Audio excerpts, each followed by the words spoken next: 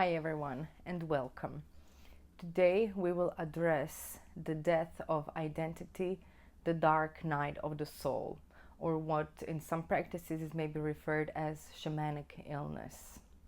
And we are not going to talk about trauma that happens and trauma work and trauma healing, but it is connected and you will see how.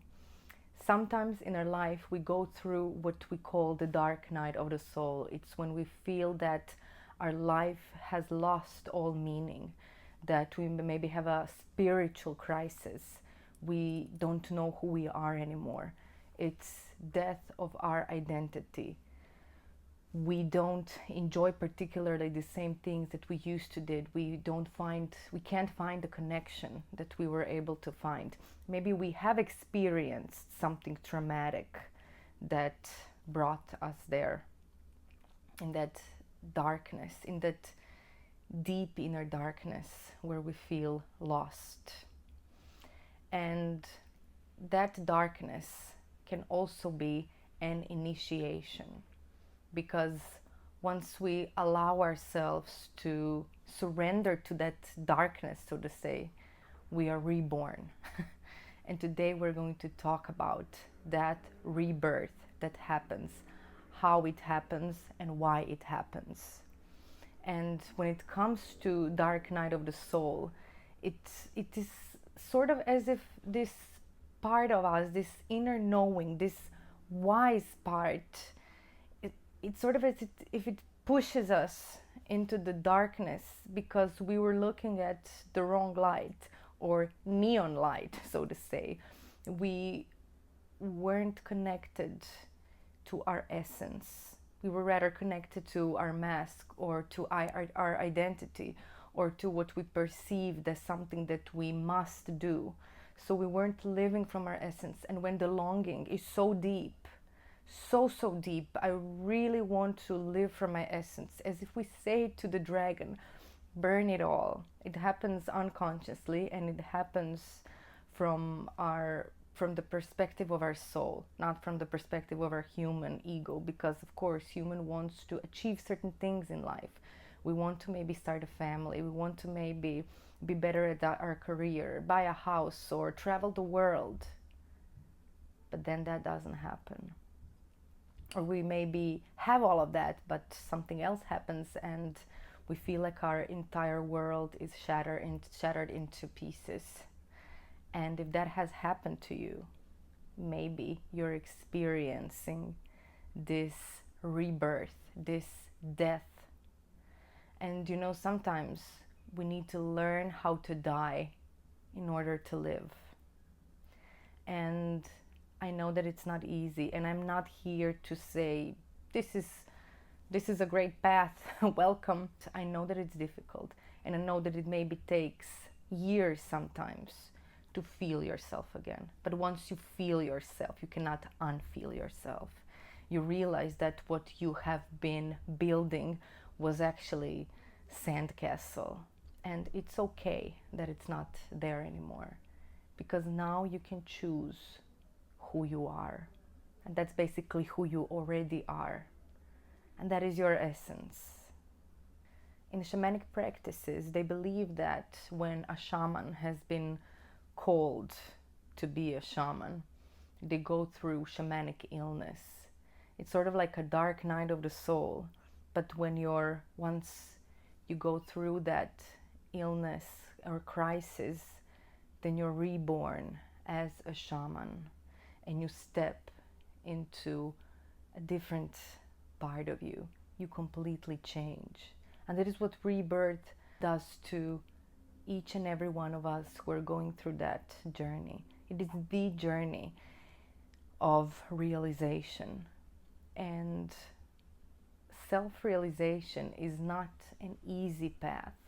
But if you are on that path, it means that you have enough courage, but it also means that you have enough resources to go through that, because it's giving you what you can take.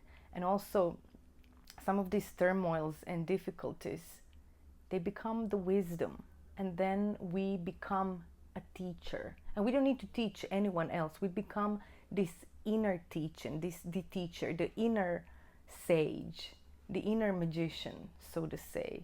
We start guiding ourselves. We become our own mentor. And on a hero's journey, a hero encounters a mentor, and then they go into the dark forest when they face their demons.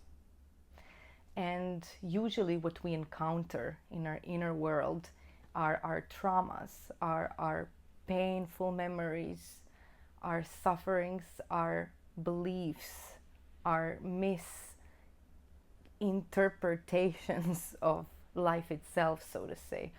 And we also encounter what we call the dark aspect, or what Donald Kalsched calls the dis.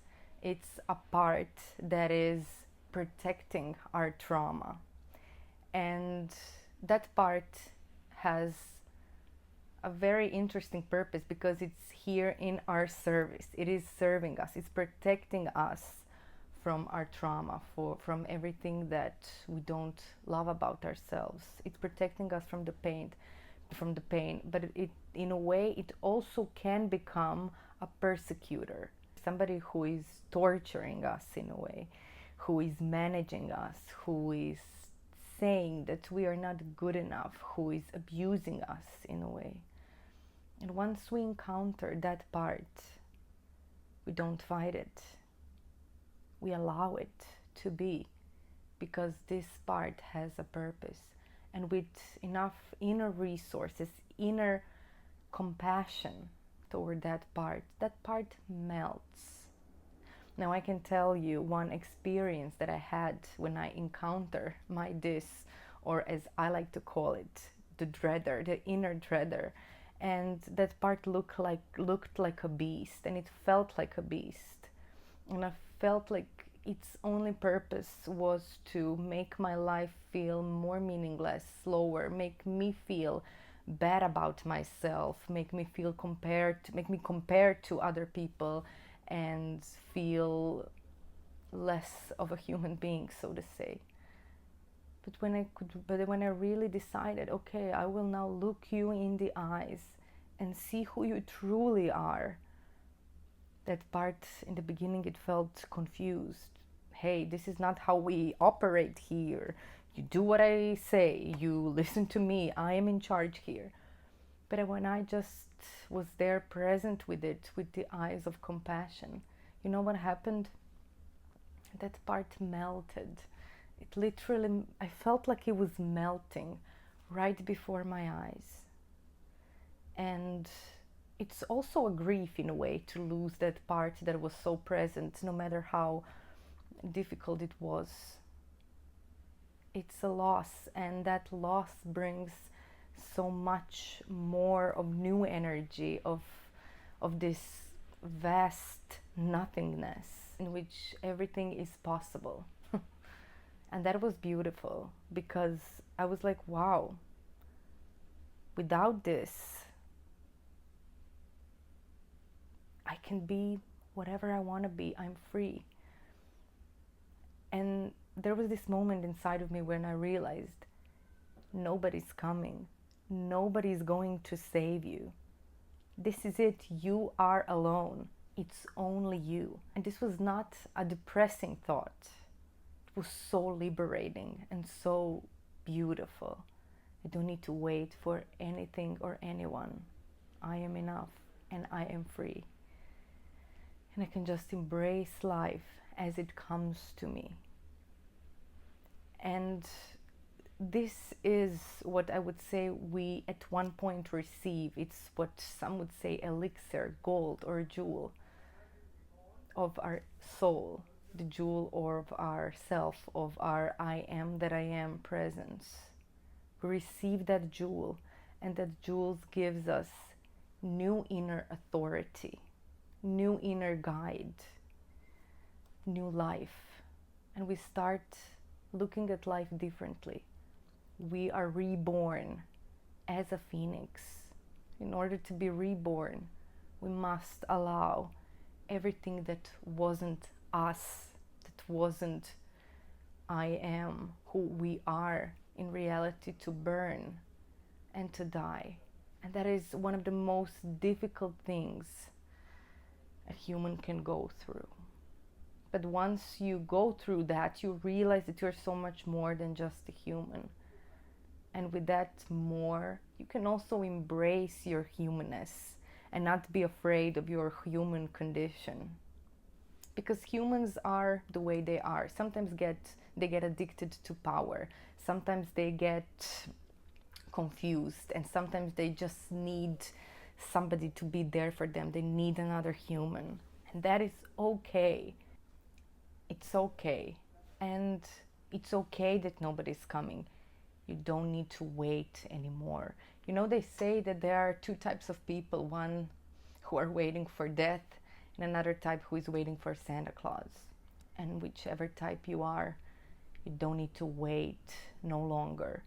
You can allow yourself to live. You can allow yourself to deeply embrace your soul and start living a soulful life, and start allowing life to bring your way what is meant for you to live.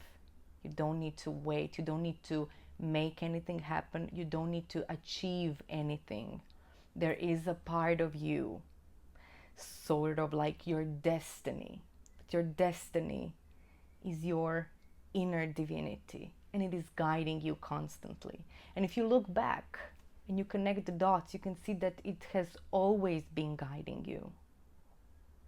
And allow it to guide you. Stop making life happen. Embrace it, experience it, and live it. And thank you so much for being here. Before we go, I just want to mention what are the ways that you can work with me.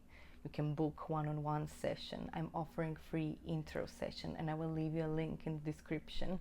And you can book an intro session and see whether therapy is for you.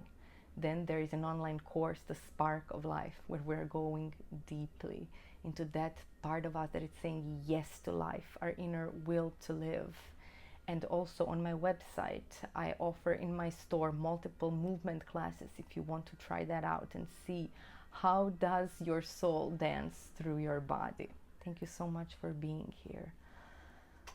Yes, let's take a deep breath together and allow yourself to live. Allow yourself to die. Allow yourself to be born again.